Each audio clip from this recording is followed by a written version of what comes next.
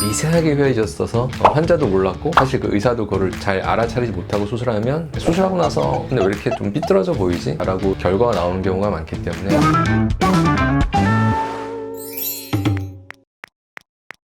제가 좀 준비한 거는 뭐 외상이든 아니면 이렇게 자라면서 코가 삐뚤어지거나 보통 이렇게 휘어지는 분들이 이렇게 병원에 오시는 사례. 첫 번째 타입은 뭐냐면 되게 이렇게 사선으로 휘어진 거거든요. 시작점에서부터 코끝까지가 계속 한쪽 방향으로 이렇게 흘러가는 거죠. 이런 식으로 사선으로. 이런 경우는 이제 전체적으로 다 휘어졌으니까 코뼈에서부터 이제 교정하는 수술을 해야 되니까 좀 더 이제 수술 범위가 크다라고 볼 수 있죠. 그러니까 코뼈 자체를 이렇게 절골을 해서 뼈를 이쪽 방향으로 약간 이렇게 이동시키는 그런 수술을 1차적으로 해줘야 되고, 코끝 사이에 연골이 있어요. 비중격 자체를 또 이쪽으로 이렇게 이동시켜주는 수술을 해야 돼요. 그러면 이제 전반적인 축이 이제 약간 이렇게 똑바르게 되는 거고, 물론 이제 방문하신 목적이 단순하게 이제 휜 거를 교정하기 위한 거다 뭐 이런 걸 수도 있지만, 코끝의 모양을 뭐 어떤 식으로 이제 교정하고 싶다 이런 요구가 있을 수 있잖아요. 그런 거에 따라서 이제 수술의 세부적인 부분은 많이 또 달라질 수 있죠. 두 번째 유형은 이제 코가 약간 이렇게 곡선적으로 휜 타입이거든요. 그러니까 조금 이렇게 어떻게 보면 약간 이렇게 C자 형태 비슷하게 좀 휘었다라고 볼 수 있죠. 한쪽 방향으로 갔다가 다시 코끝에서 반대로 돌아서, 어떻게 보면 이제 시작점과 코끝은 좀 중앙에 가깝게 위치해 있고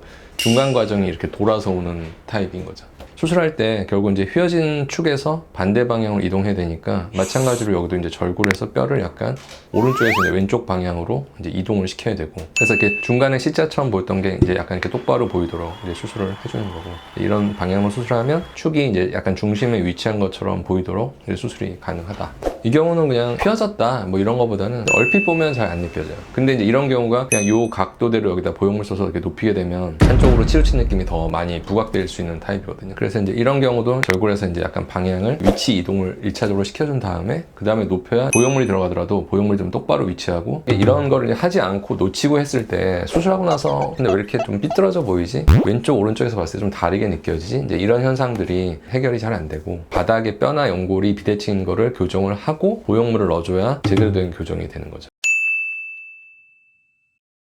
그렇진 않고 사실 휘어진 정도가 미미하거나 그러면 좀 꺼진 쪽을 필러 같은 걸 좀 채워서 약간 완화할 수 있는 경우도 있고, 매부리 같은 경우도 좀 튀어나왔을 때 이런 요 매부리 튀어나온 부분에 이렇게 위나 아래 필러 같은 걸 조금 주사했을 때 그걸로만도 어떻게 보면 환자분은 만족할 수 있는 경우도 있죠. 좀 더 이렇게 매끄러워 보여서 그것만으로도 되게 만족하시는 분들도 있어요.